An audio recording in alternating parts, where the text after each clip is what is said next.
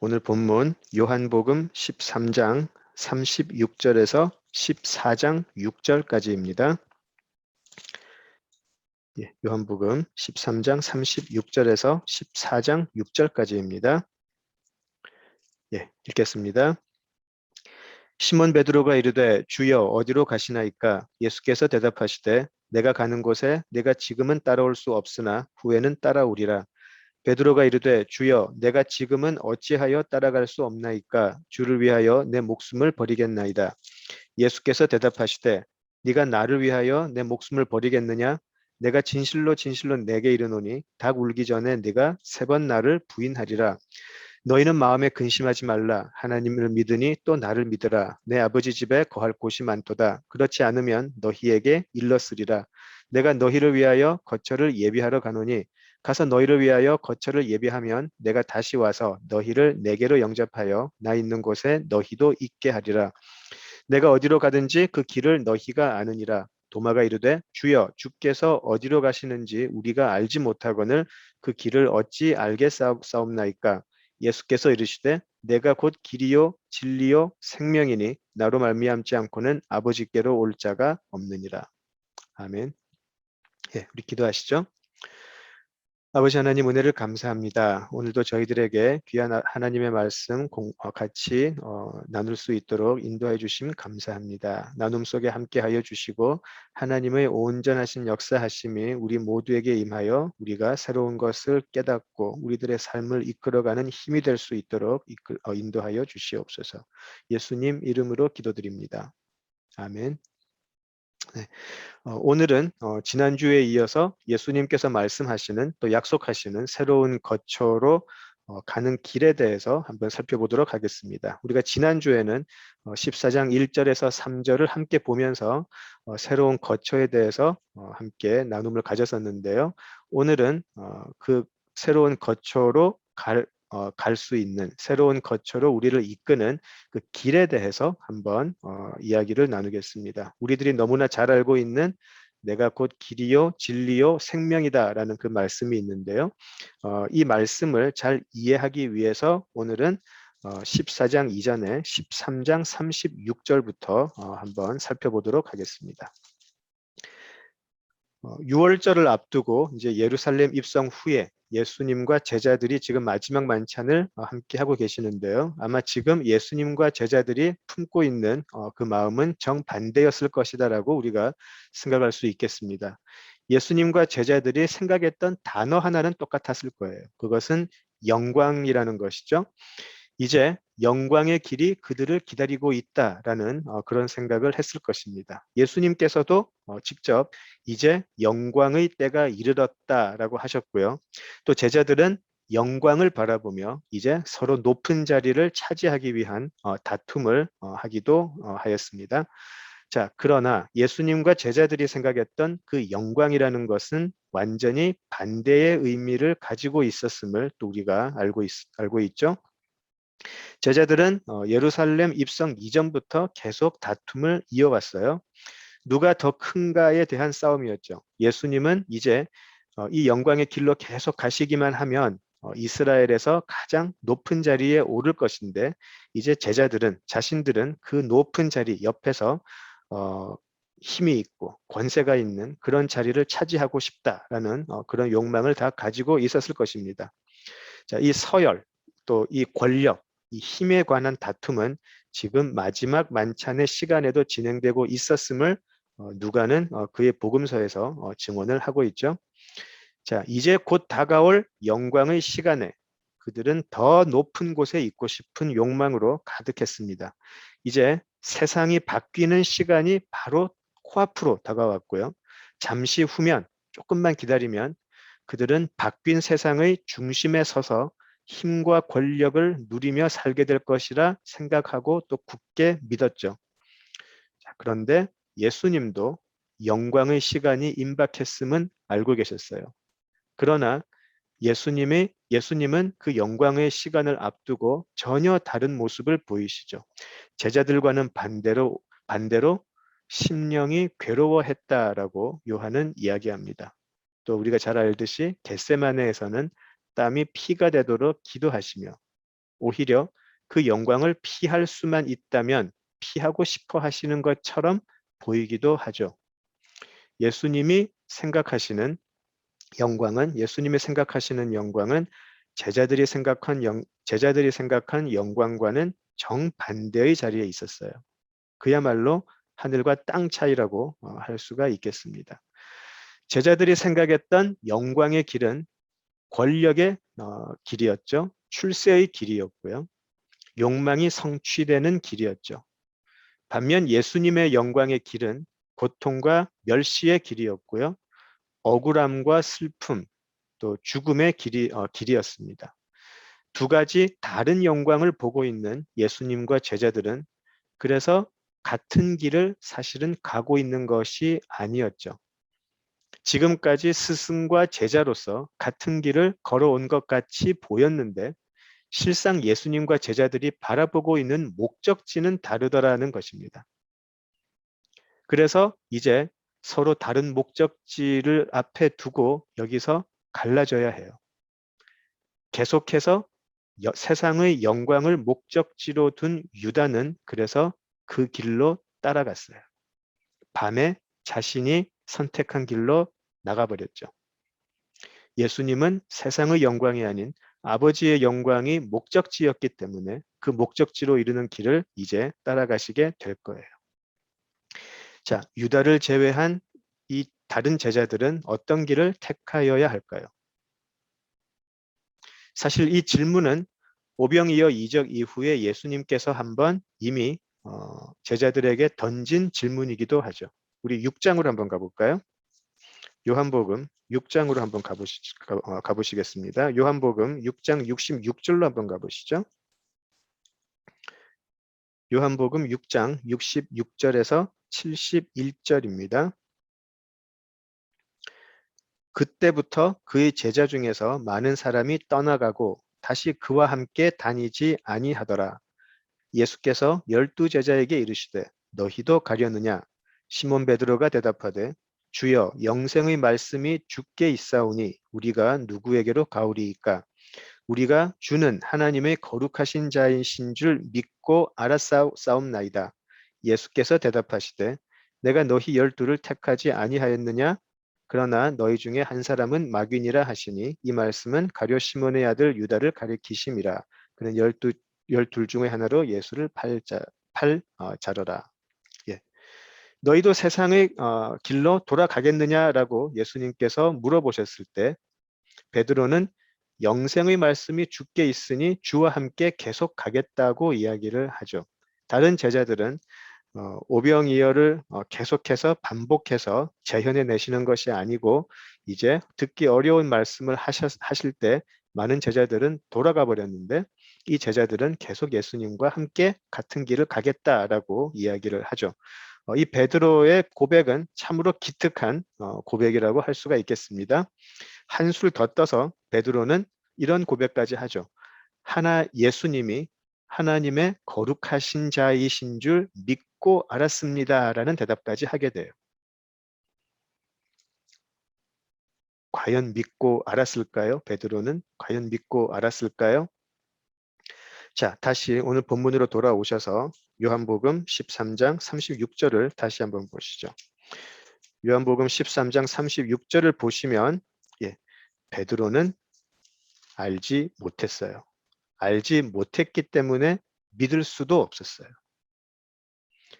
알지 못했고 믿지 못했기 때문에 베드로는 예수님께 이런 질문을 합니다. 주여 어디로 가시나이까? 갑자기 베드로는 예수님이 어디로 가시려고 하시는지 종잡을 수가 없게 되었어요. 이때까지 같은 길을 걷고 있다고 생각을 했었는데 그리고 같은 영광의 처소로 가고 있다라고 굳게 믿어왔는데 이제는 모르겠다는 것이죠. 과연 우리가 같은 길을 걸어가는 것이 맞습니까? 과연 우리가 가려고 하는 그 목적지가 같은 곳 맞습니까? 라고 하소연하듯이 물어보는 것 같아요. 자, 주여 어디로 가시나이까? 라는 이 질문이 어떻게 들리시나요? 곰곰이 생각을 해보면 우리는 우리가 가는 길에 예수님이 함께 해 주셔서 도와주시기를 자주 기도하지, 예수님이 가시는 길이 어디인지 물어보거나 예수님이 가시는 길로 우리도 가게 해달라는 기도는 사실 잘 하지는 않아요. 적어도 저는 그랬던 것 같아요. 물론 우리가 가는 길이 하나님 보시기에 합당한 길이 되게 해 주세요라는 기도는 많이 해요. 그러나 궁극적으로 우리는 예수님이 가신 길을 우리도 알고 따라가게 해 주세요라는 기도는 잘 하지 않는 것 같아요. 우리가 가는 길에 여전히 그 주체는 우리가 되고 우리가 주인이고, 예수님은 우리가 가는 길에 오셔서 우리를 도와주시는 조력자가 되는 듯한 느낌을 자주 받으시지 않으시나요? 주여 어디로 가시나이까? 내가 가려고 하는 길과 예수님께서 가려고 하시는 길이 일치하지 않는다라는 것을 알게 된 베드로의 당황스럽고 또 답답하기까지 한 질문이죠. 그래서 베드로는 지금 예수님께서 어디로 가시는지 알려만 주시면 내가 목숨까지 버리고 따르겠다라고 다시 이야기를 해요. 예전에 도마도 기억하시는지 모르겠어요. 예수님께서 베다니로 향하실 때 같은 말을 한 적이 있죠. 우리도 주와 함께 죽으러 가자, 그런 말을 한 적이 있었어요. 자, 이런 비장한 결심, 이런 충성스러운 제자로서의 고백도 사실은 쉽게 무너져요. 우리가 말은 그렇게 하지만 당장 내 안정과 내 평안이 침해받을 수 있는 상황이 오면 그런 고백은 금방 무너지고 말죠. 예수님은 닭 울기 전에 네가 3번 나를 부인할 거다. 네가 살아야 되니까. 베드로만 예수님을 부인할까요? 우리는 어떨까요? 십자가의 길로 가시는 예수님에게 베드로는 주여 어디로 가시나이까? 라고 묻습니다. 자, 그런데 또 우리가 성경을 가만 생각을 해보면 이와는 반대로 하나님께서도 우리에게 비슷한 질문을 하신 적이 있어요. 창세기 3장 9절을 가보시면 하나님은 선악과를 먹고 숨어버린 아담을 찾으시죠. 자, 그때 하나님께서 아담에게 물어보세요. 아담아, 네가 지금 어디에 있느냐라고 물어보세요. 아담은 하나님과 동행하는 삶을 계속 살고 있다가 자신이 주인이 되는 삶을 선택해서 다른 길로 들어가 버렸어요. 그래서 하나님은 아담을 찾으세요. 네가 지금 어디에 있느냐? 네가 지금 서 있는 곳이 어디냐? 하나님은 아담에게 물어보시죠. 지금까지 나와 이 동행하던 아담아, 지금까지 나와 같은 길을 기쁨 속에 걸어가던 내 아들 아담아, 지금 너는 어디로 가고 있느냐라고 물어보시는 것 같아요. 요한복음의 표현을 빌면 하나님은 위의 나라에서, 그리고 아담은 이제 아래의 세상에서 서로 다른 길을 가게 되는 것이죠. 이 두 나라는 결코 같은 목적지를 향하지도 않고요. 목적지가 다르기 때문에 거기까지 가는 길도 같은 길이 될 수가 없죠. 하나님의 나라는 평강과 영생이지만 세상의 나라가 가져다 주는 길의 결국은 멸망과 진노임을 우리는 이제 압니다. 베드로는 예수님께서 어디로 가시는지 묻습니다. 동시에 예수님께서도 지금 우리에게 어디로 가는지 물어보세요. 그리고 우리는 그 질문을 아직 이 길로 오지 못하고 세상의 길로 열심히 가고 있는 사람들에게도 물어보아야 할 것 같아요. 당신은 지금 어디로 가고 있습니까? 어디로 가고 있고 어떤 길로 가고 있습니까?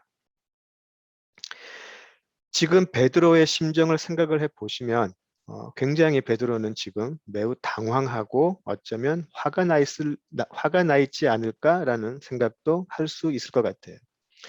이제 함께 영광의 영광의 자리로 나아가고 있는 이 시점에, 이제 얼마 남지 않은 이 시점에 왜 자꾸 예수님은 제자들이 예수님께서 가시는 곳에 함께 가지 못한다라고 하시나 굉장히 당황스럽고 화가 나지 않았을까 싶어요. 정말 예수님이 우리들의 참된 스승이 맞다면 당연히 함께 고생했던 그 제자들을 책임지고 데려가는 것이 마땅한 것이 아닐까라는 생각을 분명히 했을 거예요. 매우 합당한 생각이라고 생각을 할 수 있겠습니다. 자, 그래서 예수님께서 13장 36절에 그렇게 말씀을 하시죠. 지금은 너희들이 나를 따라올 수는 없다. 그러나 내가 이 길을 먼저 가고 난 후에 그 길이 만들어지면 그때는 너희들도 이 길을 따라갈 거다. 내가 너희들을 지금 여기서 버리는 것이 아니고 내가 먼저 가서 이 길을 만들고 나면 너희들 당연히 이 길로 오게 될 것이다 라고 말씀을 하시는 것이죠. 예수님께서는 홀로 그 길을 먼저 가셔야 돼요. 제자들은 그 길이 무엇인지 알 수도 없고 또 그 제자들이 지금 예수님과 함께 그 길을 간다고 해도 사실은 아무 의미가 없기 때문이죠. 이것이 하나님의 아들이 이 땅에 온 이유이기 때문이에요. 그래서 그 길이 놓여진 길이 놓여진 후에야 예수님은 제자들을 부르실 것이에요. 그때는 그 길이 만들어지고 나면 제자들은 그때서야 그 길을 이제 볼 수 있을 것이고 그 길이 이끄는 목적지를 그때는 정확하게 볼 수 있을 거예요. 그리고 그들은 이 길은 이때까지 우리가 알고 있었던 영광의 길과는 정반대로 가는 길이구나. 그리고 이 길이 이끄는 그 영광의 목적지는 우리가 생각했던 영광의 목적지와는 전혀 반대의 목적지구나를 그때 알게 될 것이에요. 그런데 하나 달라지는 것이 있죠. 그런데 자신들이 생각했던 영광의 목적지가 아님에도 불구하고 그때는 지금 베드로가 말한 것처럼 목숨을 버리면서까지 그들은 그 길을 가게 될 거예요. 사실 베드로가 지금 예수님께서 어디로 가시는지 물어본 그 배경에는 지금 예수님께서 이전에 하셨던 말씀을 베드로는 전혀 이해를 하지 못하고 있었다는 것을 그대로 보여주고 있어요. 베드로뿐만이 아니고 모든 제자들이 이해하지 못했다는 것을 알 수가 있어요. 이미 7장에서 8장에서 예수님은 예수님의 아버지께로 돌아갈 것임을 분명히 말씀하셨어요. 그래서 14장 4절, 오늘 읽었던 14장 4절에서 예수님께서는 내가 어디로 가는지 그 길을 너희가 안다라고 분명히 말씀을 하세요. 이미 말씀을 수차례 하셨기 때문에. 그런데 그곳에 그 아버지께로 돌아가는 그 길은 딱 한 가지 길밖에는 없죠. 십자가의 길이죠. 한 가지 길밖에 없어요. 그리고 그 십자가의 길은 예수님만 가셔야 능력이 되고 하나님의 영광이 돼요. 예수님 앞서서 제자들이 간다고 해도 그것은 하나님의 영광과는 아무런 관련이 없고요. 아무런 능력도 되지가 않을 거예요. 이 십자가는 하나님의 아들만을 위해서 예비된 길이었죠. 하나님의 아들 외에는 누구도 이 대속의 십자가의 길을 갈 수는 없어요. 십자가에 달려서 죽은 사람들이 있었겠죠. 십자가 형벌을 감당했던 많은 죄인들이 있었겠죠. 그렇지만 그들은 다 스스로의 죄값을 치르는 것이지 하나님의 사람들을 대신해서 그들이 죄값을 치르는 것은 아니었었죠. 그들은 여전히 땅에 속한 죄인들이기 때문이었습니다.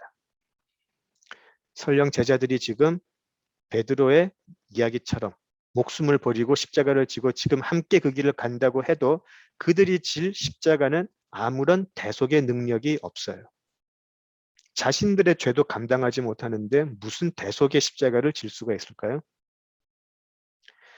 그래서 어떤 제자도 대속의 십자가의 길은 지금은 갈 수가 없어요. 하지만 예수님께서 이 대속의 십자가의 길을 순종하여 가신 후에는 제자들도 그 길을 가게 될 것이에요. 그리고 예수님은 명령하시죠. 너희들도 십자가를 지고 나를 따르라. 그렇게 말씀을 하시죠. 예수님이 가시는 이 대속의 십자가는 바로 하나님과 우리 사이를 화목하게 만드는 바로 복음의 십자가가 되겠습니다. 사도 바울도 이것을 분명하게 이야기를 했었죠. 우리 골로새서로 한번 잠깐 가보겠습니다. 우리 골로새서 3장 1절에서 3절을 함께 읽어보시죠. 골로새서 3장 1절에서 3절입니다. 그러므로 너희가 그리스도와 함께 다시 살리심을 받았으면 위의 것을 찾으라. 거기는 그리스도께서 하나님 우편에 앉아 계시느니라. 위의 것을 생각하고 땅의 것을 생각하지 말라. 이는 너희가 죽었고 너희 생명이 그리스도와 함께 하나님 안에 감추어졌습니다. 라고 이야기합니다. 예, 3절의 말씀처럼 우리는 죽은 것이 돼요. 자, 우리는 죽었는데 동시에 1절에서처럼 그리스도와 함께 다시 살리심을 또 받았어요. 죽었는데 그리스도와 함께 다시 살리심을 받았어요. 이것이 신자의 삶이죠. 죽었는데 다시 살아난 사람. 죽었는데 다시 살아난 사람. 자, 이런 사람의 특징을 뭐라고 하나요? 골로새서 3장에서 얘기하는 것처럼 그 사람들은 몸은 땅에서 살지만 항상 위의 것을 찾더라는 것이죠. 이 사람들은 몸은 땅에 있는데 계속해서 위의 것을 찾더라는 것이죠. 우리는 그런 사람일까요? 어떻게 알죠? 말로만 믿습니다 하는 것으로는 알 수 없어요. 정말 그가 혹은 정말 우리가 위의 것을 생각하며 사는지, 정말 우리들의 삶이 위의 것을 바라보고 사는지 그 여부를 우리 삶을 통해서 들여다볼 수밖에 없어요.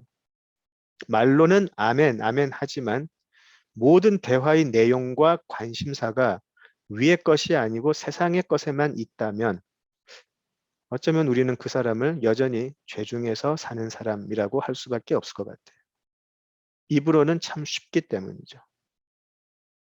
아까 우리 김용하 원사님께서 기도하셨던 우리 빌립보서 3장으로 한번 가볼까요? 빌립보서 3장을 한번 보시죠. 빌립보서 3장 우리 7절에서 17절, 14절 한번 같이 보시겠습니다.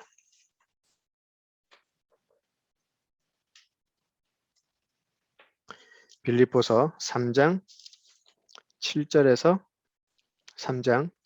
14절 한번 제가 읽어보겠습니다. 그러나 무엇이든지 내게 유익하던 것을 내가 그리스도를 위하여 다 해로 여길 뿐더러 또한 모든 것을 해로 여김은 내 주 그리스도 예수를 아는 지식이 가장 고상하기 때문이라. 내가 그를 위하여 모든 것을 잃어버리고 배설물로 여김은 그리스도를 얻고 그 안에서 발견되려 함이니 내가 가진 의는 율법에서 난 것이 아니요 오직 그리스도를 믿음으로 말미암은 것이니 곧 믿음으로 하나님께로부터 난 의라. 내가 그리스도와 그 부활의 권능과 그 고난에 참여함을 알고자 하여 그의 죽으심을 본받아 어떻게 해서든지 죽은 자 가운데서 부활에 이르려 하노니 내가 이미 얻었다 함도 아니요 온전히 이루었다 함도 아니라 오직 내가 그리스도 예수께 잡힌 바 된 그것을 잡으려고 달려가노라. 형제들아 나는 아직 내가 잡은 줄로 여기지 아니하고 오직 한 일 즉 뒤에 있는 것은 잊어버리고 앞에 있는 것을 잡으려고 표대를 향하여 그리스도 예수 안에서 하나님이 위에서 부르신 부름의 상을 위하여 달려가노라 라고 했어요. 바울은 예전 것은 잊어버리고 지금 오직 한 가지만 바라보면서 걸어가고 있어요. 표대를 향해서 부르심의 상을 소망하며 그것을 갖기 위해서 달려간다라고 하죠. 왜 그런가요?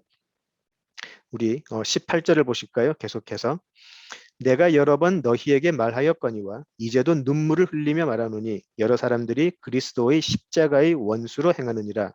그들의 마침은 멸망이요 그들의 신은 배요 그 영광은 그들의 부끄러움에 있고 땅의 일을 생각하는 자라. 그러나 우리의 시민권은 하늘에 있는지라 거기로부터 구원하는 자 곧 주 예수 그리스도를 기다리노니 라고 되어 있어요.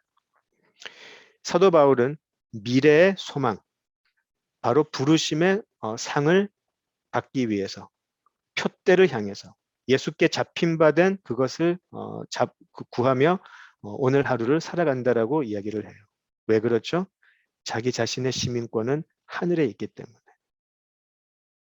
이때까지 자기가 이루었던 모든 것, 이때까지 자기 자신을 대표했던 모든 배경들 이런 거 다 쓰레기 취급하겠다라는 것이죠. 오직 눈앞에 있는 하늘의 약속만을 바라보고 달려가겠다라는 것이죠. 언제든지 나는 이미 이루었다. 이 정도면 됐다라고 자족하는 것이 아니고 늘 긴장된 마음으로 끝까지 달려가겠다라는 것이죠. 그 달려감 속에는 바로 이 한 천국의 시민이라는 그 시민 의식이 있기 때문에 그래요. 내가 지금 이 세상을 살고 있지만 나의 시민권은 하늘에 있기 때문에, 나의 시민권은 천국에 있기 때문에 나는 내 시민권이 말하는 이 천국의 시민권이 요구하는 그 삶으로 이 세상을 살아가겠다라는 것이죠. 이것을 본다면 우리는 우리의 구원, 오늘의 우리의 구원의 삶을 어떻게 살아가야 하는가 우리가 알 수 있을 것 같아요. 오직 위의 것을 찾는 자, 위의 것을 생각하는 자. 그래서 오늘 하루 이 순례의 길을 달려갈 수 있는 자. 사도 바울은 또 첫사람인 아담, 아까 우리가 창세기 3장에서 이야기했던 하나님과의 동행하는 길을 끊어버렸던 그 아담과 또 예수를 비교하기도 해요. 아담은 하나님과 동행하는 길보다는 자신이 주인이 되는 길을 선택해서 그곳으로 가버렸죠. 그래서 아담 이후 모든 사람들은 예외 없이 하나님께로 가는 그 길이 끊어져 버렸어요. 하나님과 동행하는 그 길로 갈 수 있는 모든 방법, 모든 수단, 모든 길이 다 파괴되어서 없어져 버린 것이죠. 그래서 그런 하나님과의 동행의 길을 소망할 수는 있겠지만 그 길을 갈 수 없는 절망에서 살아온 것이 우리 인간의 역사이기도 하고요. 그런데 마지막 아담이신 예수님께서 그 길을 회복해 주겠다라고 하신 것이죠. 어떻게 그런가요?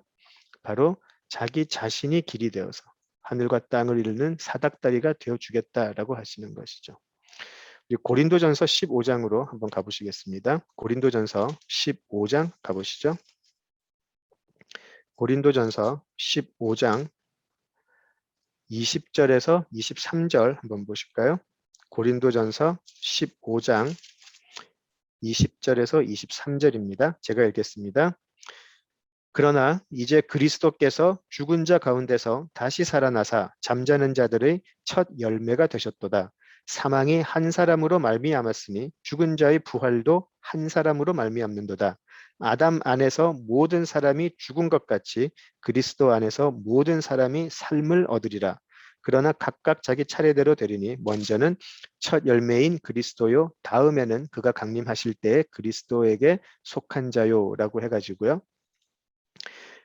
사도 바울은 이렇게 이제 아담을 통해서 모든 사람들은 영적으로 죽게 되었지만 이제 마지막 아담이신 예수님을 통해서 우리에게는 부활이 주어졌다는 것을 분명하게 이야기를 해요. 그리고 첫 아담의 길을 따라가는 첫 아담이 가는 길의 목적지는 죽음이지만 예수님을 따라가는 길은 부활과 영생이다라고 분명히 이야기를 하고 있습니다. 그래서 요한복음 14장 4절에서도 예수님은 이렇게 말씀을 하시죠. 내가 어디로 가든지 간에 그 길을 너희는 알고 있다라고 이야기를 하세요. 왜 그렇죠? 이미 지난 3년 동안 예수님은 계속해서 보여주셨어요. 하나님께로 우리를 이끄실 수 있는 분은 오직 하나님의 아들 예수이심을 보여주셨고 그것이 바로 자신임을 수차례 표적을 통해서 설교를 통해서 이야기를 하셨어요. 근데 이 14장 4절을 자세히 보시면 목적지보다는 또 길에 대해서 더 강조가 있는 것 같아요. 내가 어디로 가든지 간에 그 길을 너희가 안다. You know the way라고 되어 있어요. 그 길을 너희가 안다. 그죠? 그 길은 바로 예수 그리스도 자신인 것이죠. 지금 제자들은 예수님을 이때까지 보아왔고 경험해 왔고 이해해 왔던 것을 바탕으로 해서 아버지의 집으로 하나님의 집으로 돌아갈 수 있는 유일한 길이 바로 자기 눈앞에 있는 예수님이심을 사실은 이제는 알아야 돼요. 자, 그러나 14장 5절을 보시면 도마의 질문이 있습니다. 도마가 이렇게 물어보죠. 도마가 이르되 주여 주께서 어디로 가시는지 우리가 알지 못하거늘 그 길을 어찌 알겠사옵나이까? 라고 물어봐요. 이 도마의 질문이 바로 지금 제자들이 어떠한 영적 상황에 처해 있는지 그대로 보여주고 있어요. 우리는 지금 목적지도 모르겠고 목적지를 모르니까 어떤 길로 가야 하는지도 전혀 모르겠습니다라고 물어보는 것이죠. 지금 예수님께서 약속하시는 새로운 거처가 어디인지 그게 무언지도 모르겠고 거기까지 가는 길도 당연히 모르겠다라는 것이죠. 도마는 예전에 예수님께서 베다니로 가시려고 하실 때 주와 함께 죽으러 가자라고 했던 제자예요. 예수님을 가장 가까이서 따라다니고 또 그 말씀을 반복적으로 들었음에도 불구하고 지금 예수님이 가시는 곳을 이제는 모르겠다 그래요. 목적지도 모르겠고 어디로 가는지 길도 모르겠습니다. 사실 교인이라고 자처하는 많은 현대인들도 똑같지 않을까요? 예수를 믿는다고 하고 교회도 출석을 해요. 많은 성경 공부를 하고 세례도 받죠. 그런데 정작 그들이 어디를 가는지 알고 있을까요? 아니면 알고 정말 믿고 있을까요? 그 길로 갈 것이라고?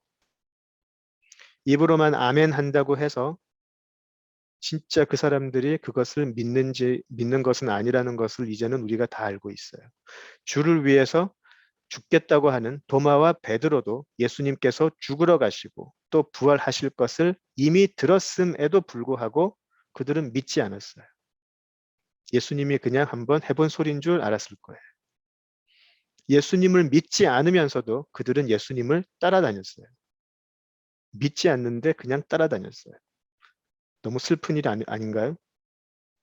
현대에도 예수님을 믿지 않으면서 예수님께서 어디로 가시는지도 모르면서 예수님을 따라다니는 사람들이 많이 있어요.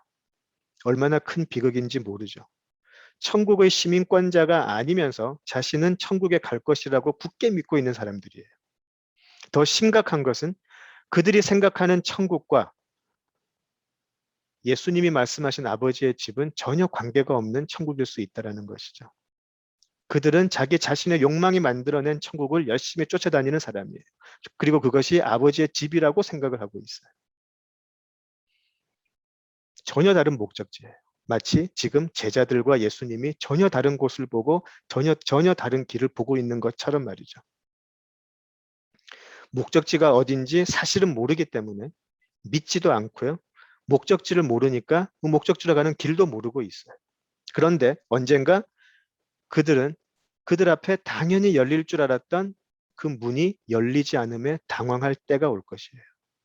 그것이 마태복음 7장에서 말하는 예수님의 경고이기도 하죠.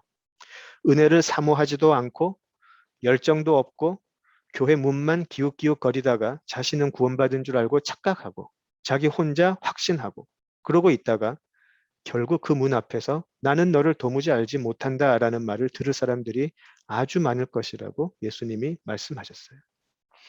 예수님이 가시는 곳이 어디인지도 모르고 어떻게 가는지도 모르면서 자신은 구원받은 하나님의 자녀이다라고 믿는 이 비극은 우리로 하여금 참된 천국을 소망하지도 못하게 하고 참된 천국을 향한 사모함도 가지지 않게 하는 비극을 만들어내고 있어요.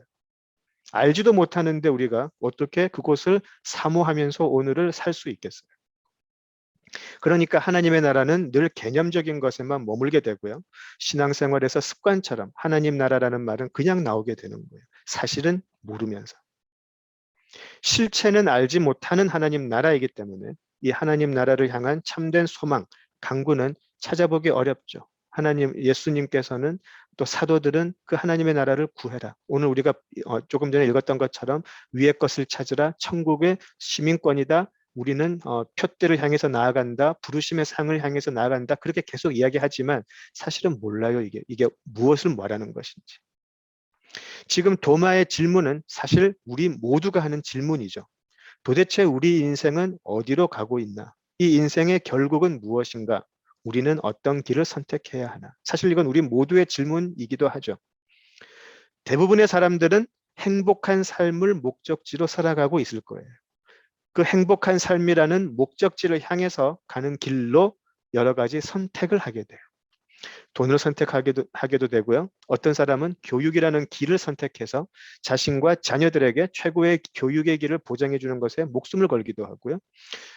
만약에 서울대의 길과 십자가의 길이 나란히 주어졌다면 우리는 과연 어느 길을 택할까? 그 생각을 한번 해봤어요.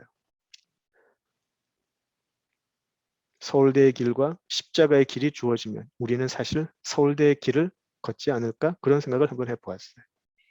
혹은 서울대 나오고 하버드 대학 나왔는데 십자가의 길을 간다고 하니까 그것이 그냥 화제가 되어버려요.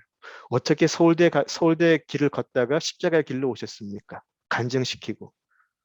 이런 이상한 일이 벌어지고 있어요. 말이 안 된다고 생각하지 않으세요? 도마도 베드로도 지금 이 목적지가 헷갈리고 있고요. 이 가는 길이 헷갈리고 있어요.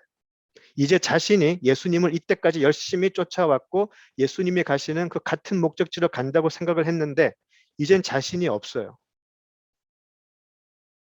그런데 이 두 사람이 혹은 지금 이 자리에 있는 모든 제자들이 지금 이해하지 못하는 것은 이것이었죠. 자신들이 지금 혼란스러워하고 있는 이 질문에 대한 답이 바로 자기들이 3년 동안 따라다니고 모셨던 예수님, 바로 지금 눈앞에 계신 예수님, 조금 전 자신들의 발을 씻어주신 예수님이라는 것을 지금 모르고 있다는 거예요.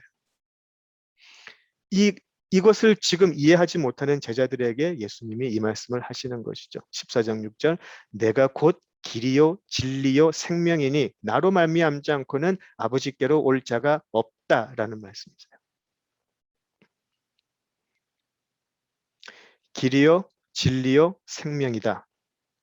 혹은 길에 중점을 두어서 진리이자 생명인 길로도 해석을 할 수가 있을 것 같아요.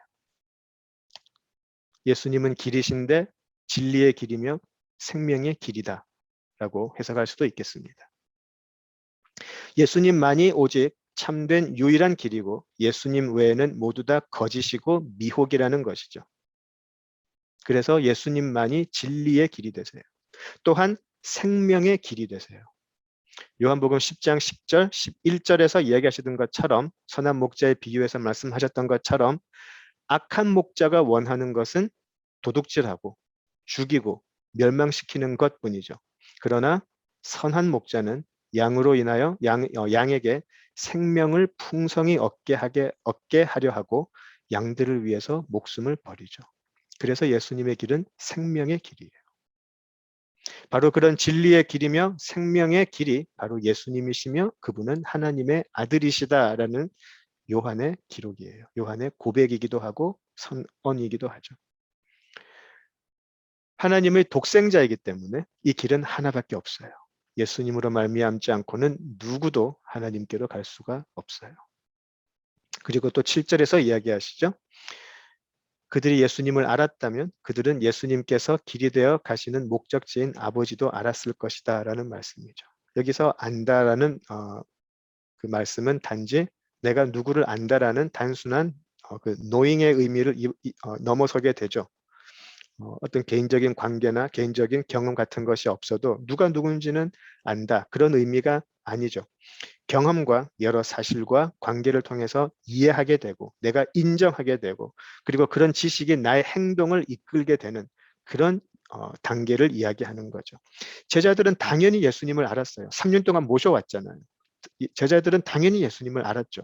그러나 그들은 예수님을 참되게 알지는 못했어요. 깨닫지 못했어요. 이때까지 이스라엘 사람들은 성전에 가서 하나님께로 나아간다라는 굳은 믿음을 가지고 있었어요. 내가 곧 길이요 진리요 생명이다라고 했을 때 그들은 목적지를 모르니까 예수님이 길이 되시는지도 몰랐어요. 그러나 이스라엘 사람들은 성전이 항상 하나님을 만나는 곳이라고 생각을 했었어요. 성전이 어디 있는지 알고 있으니까요. 예루살렘이 어디 있는지 알고 있으니까 그들은 예루살렘 성전으로 가는 길은 당연히 알고 있다라는 생각을 했었겠죠. 그리고 그들이 하나님을 만나기 위해서 그 예루살렘 성전으로 가는 길을 그냥 가지 않고 항상 속죄 제물을 가지고 갔죠. 그래서 성전에 있는 지성소에서 하나님의 임재를 경험한다라는 생각을 하고 있었어요. 이것은 굉장한 그들의 굳은 믿음이기도 했고 이스라엘의 역사 자체이기도 했었어요. 그랬기 때문에 그들은 그 성전을 허물면 사흘 만에 다시 일으키겠다라고 하시는 그 예수님의 말씀은 엄청난 신성모독이자 민족의 어떤 배역으로 느꼈을 거예요. 그들이 생각했던 목적지는 성전이었어요. 성전을 통해서 하나님의 임재를 경험해야 되기 때문에. 그렇죠? 그리고 그 성전으로 가는 길은 항상 속죄 제물을 들고 들어갔었어야만 했었어요. 그런데 예수님은 그 성전을 허물라라고 하셨으니까 그들에게는 하나님께 나아가는 장소를 폐쇄한다, 파괴한다라는 말로 들렸을 것이니까요. 엄청난 말이었죠. 그래서 그들은 하나님을 모른다라는 것이죠. 그들은 그 성전을 우상처럼 섬겼기 때문에 눈이 가리워져 있었어요. 그들은 사실은 하나님을 아는 사람들이 아니었었다라는 것이죠. 하나님을 만나는 것은 어떤 건가요? 우리가 진짜 하나님이 어떤 분인지를 알았다면 하나님을 만나는 것은 성전이라는 그런 특정 공간의 장소에 국한되는 것이 아니고 이 땅에 충만한 하나님의 임재를 그들은 사실은 어디서든 만날 수 있었어야 해요. 하나님은 그런 분이시기 때문에. 그런데 그들은 성전에만 가야 하나님을 만날 수 있다고 생각했으니까 사실은 그들은 하나님을 모르는 사람들이었어요. 이제 예수님께서는 이제 새로운 길이 열렸음을 선포하세요. 성전이 예루살렘도 아니고 사마리아도 아니고 예수님은 새로운 새로운 길이 열렸음을 선포하세요. 우리 6절을 또 조금 바꿔서 우리가 본다면 이렇게도 볼 수 있을 거예요. 이제 예수님으로 말미암으면 아버지께로는 누구든지 갈 수가 있다. 예수님으로만 말미암으면 아버지께로는 누구든지 갈 수 있다. 혈통에도 상관이 없고 장소도 상관없고 학식과 사회적 지위 그런 거 상관없이 누구든지 갈 수 있다. 오직 나만 통하면. 이것이 복음인 것이죠. 베드로는 예수님에게 주여 어디로 가시나이까? 라고 물어보았어요. 도마는 예수님이 가시는 곳은 어디이며 그곳으로 가는 길은 어디 있습니까? 라고 물어보았어요. 예수님은 분명히 대답하시죠. 예수님은 아버지께로 돌아가세요. 그리고 그 아버지께로 가는 길은 바로 예수님 자신이에요. 아버지께로 돌아가는 길은 예수님이라는 하나의 길밖에는 없죠. 이제 예수님을 통해서 우리는 하나님께로 갈 수 있게 되었어요. 드디어 그 길이 우리에게 생긴 것이죠. 이 길을 완성하기 위해서 예수님은 십자가로 가서 높이 들리셔야 할 것이고요. 그때는 하나님이 그 아들 예수를 모든 이름 위에 뛰어난 이름으로 만드시고 영광을 받게 되실 것입니다. 그리고 우리에게는 아버지께로 갈 수 있는 길이 열리게 되는 것이죠. 그 길은 좁은 길이고 좁은 문이지만 이 길만이 아버지께로 우리를 인도할 것이에요. 이 좁은 길로 이끌림을 받아서 이 길을 끝까지 가는 사람들을 우리는 순례자라고 부르죠. 베드로는 그래서 우리를 나그네라고 불렀어요. 이 순례자들은, 이 나그네들은 하나님께로부터 난 자들이고 하나님의 자녀가 되는 권세를 받은 사람들이에요.